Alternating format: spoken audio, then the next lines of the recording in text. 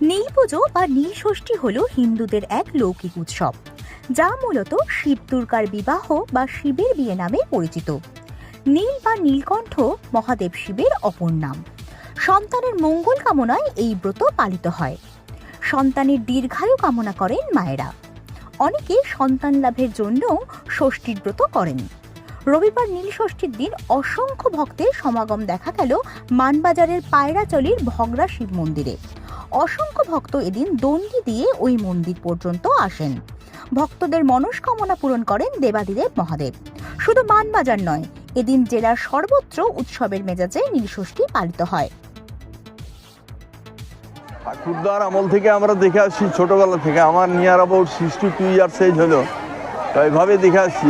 পূর্ব ব্যাপারটা আমরা অতটা ভালো করে জিজ্ঞাসা করি না, তো পরম্পরা পূজা করে আসছি এটা জানি।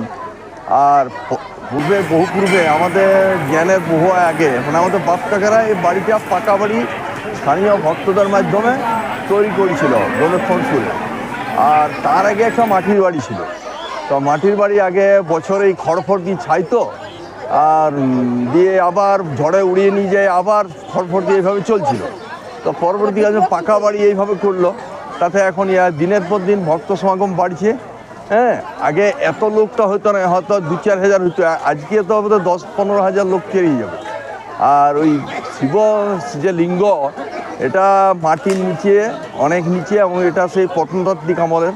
শোনা যায় যে ছোট্ট একটি লিঙ্গ, মোটামুটি 2.5-3 ইঞ্চি 4 ইঞ্চি এরকম। এইভাবে পূজা হয়ে আসছে। ভক্তরা এইভাবে মানত করে, তারা লাভ করে, বিভিন্ন রকম মনোবাসনা পূর্ণ হয়। পুজো যে ধারাবাহিকভাবে হয় সকাল থেকে সন্ধ্যা, বিভিন্ন ক্রম অনুযায়ী।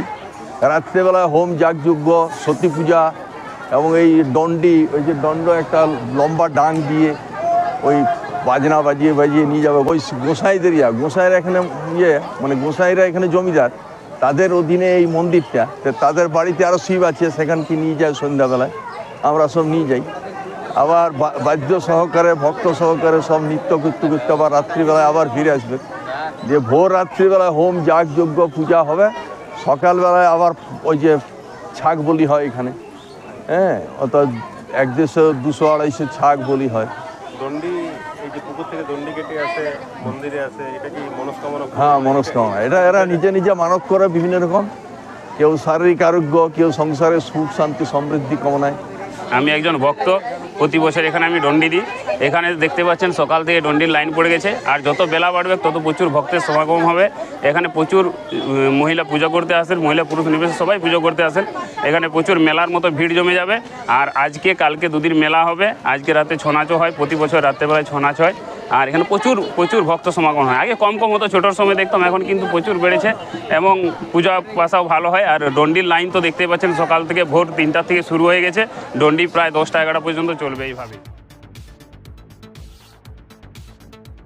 মানবাজার থেকে অমরেশ দত্তের রিপোর্ট, পুরুলিয়া মিরর।